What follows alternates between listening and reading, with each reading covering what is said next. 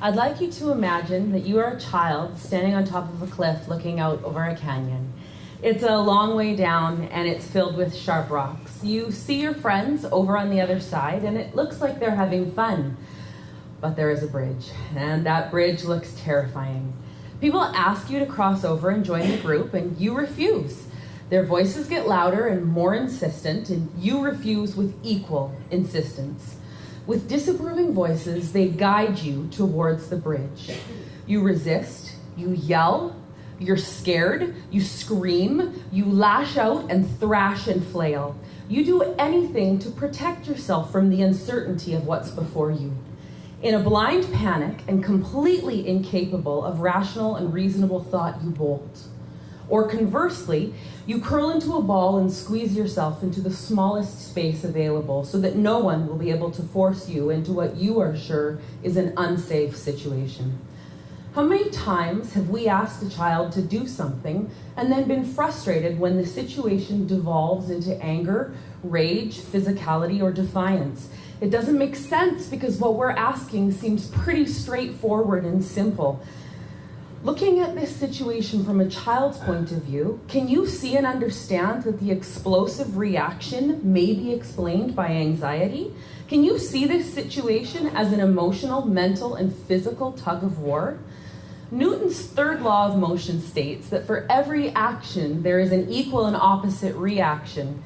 Can you see that the harder a child is pulled on, the more they believe they must resist to stay safe and in control?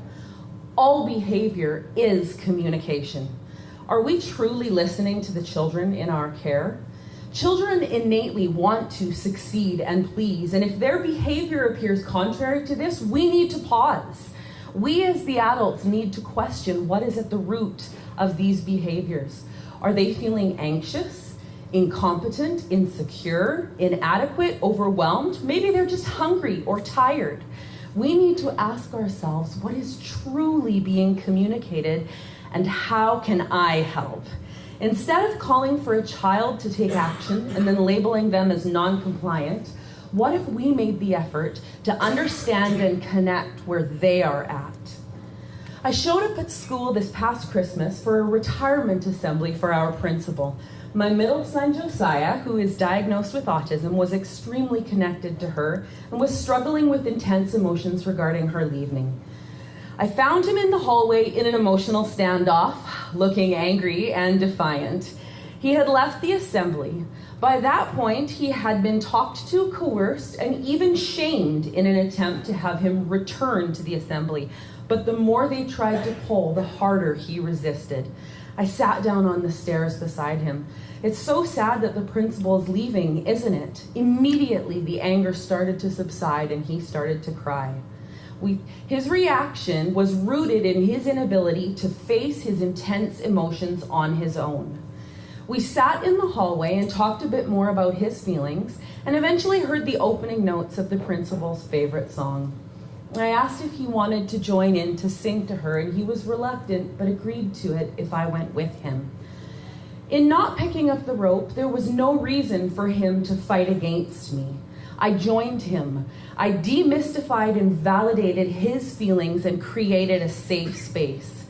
By connecting and being with him, together we were able to move towards the very thing that he seemed to be resisting. It's not that he didn't want to be there, but the intensity of his emotions were too overwhelming for him to handle alone.